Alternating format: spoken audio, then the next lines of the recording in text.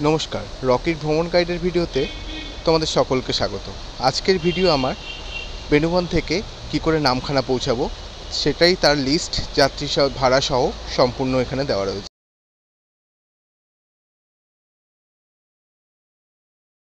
গঙ্গাসাগর থেকে যখন আমরা ব্যাক করব তখন আমরা বেনুবন ঘাট হয়ে আমরা নামখানা স্টেশন হয়ে শিয়ালদা পৌঁছাবো। তো এখন আমরা গঙ্গাসাগর থেকে বেরিয়ে মানে আমরা যে ভারত সেবাশ্রমে ছিলাম সেখান থেকে বেরিয়ে আমরা টোটো করলাম। তো টোটো মাথা পিছু 40 টাকা করে নেবে বেনুবন ঘাট অবধি আসতে। এবং বেনুবন ঘাট থেকে বেনুবন ঘাটে যাবার যে রাস্তায়, সেই রাস্তায় কিন্তু অনেক সুন্দর সুন্দর মাছের ভেড়ি এবং খুব সুন্দর মনোরম পরিবেশ, একদম মসৃণ রাস্তাঘাট, যার থ্রুতে একদম মানে এখানে ট্রাভেল করতে কিন্তু কোনো কষ্টই হয় না।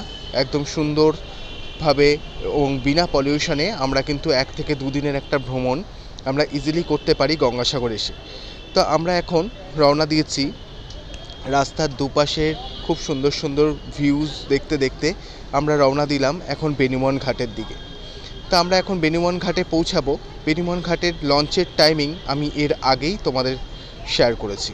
বেনুবন ঘাটের মেন লাস্ট লঞ্চের টাইমিং হচ্ছে 4:45। 4:45 হচ্ছে লাস্ট লঞ্চ। যারা পরের দিন বেরিয়ে আসবে তাদের জন্য 4:45-এর লাঞ্চের মাথায় রেখেই কিন্তু আসবে। তো আমরা এই মুহূর্তে পৌঁছে গেলাম বেনুবন ঘাটে। এটা হচ্ছে বেনুবন ঘাটে আমরা পৌঁছে গেছি। এখন এটা হচ্ছে যাত্রী বিশ্রাম ঘর এবং টিকিট কাটার জায়গা। তো এখন টিকিট এই কাউন্টারে কাটা হয় না, এখন টিকিট কাটা হয় আমরা যখন গেট দিয়ে ঢুকবো তখনই ওরা টিকিটটা নিয়ে নেয়। টিকিটের মূল্য 32 টাকা। 32 টাকার বিনিময়ে আমরা এখান থেকে প্রায় 1 ঘন্টা রাস্তা আমরা চলে যাব নারায়ণপুর ঘাট, যেখান থেকে আমরা 10 টাকার বিনিময়ে চলে যাব নামখানা স্টেশন। তো ইতিমধ্যেই আমাদের লঞ্চ এসে গেছে। লঞ্চটা আমি 4:45-এর লঞ্চ আমরা ধরেছি। এটা হচ্ছে লঞ্চ, যেই লঞ্চে আমরা সবাই ঢুকেছি। লঞ্চ থেকে আমরা নামলাম। নামার পর প্রায় 1 ঘন্টার রাস্তা নামার পর আমরা নারায়ণপুর থেকে আমরা টোটো করলাম। টোটোতে নিল হচ্ছে 10 টাকা।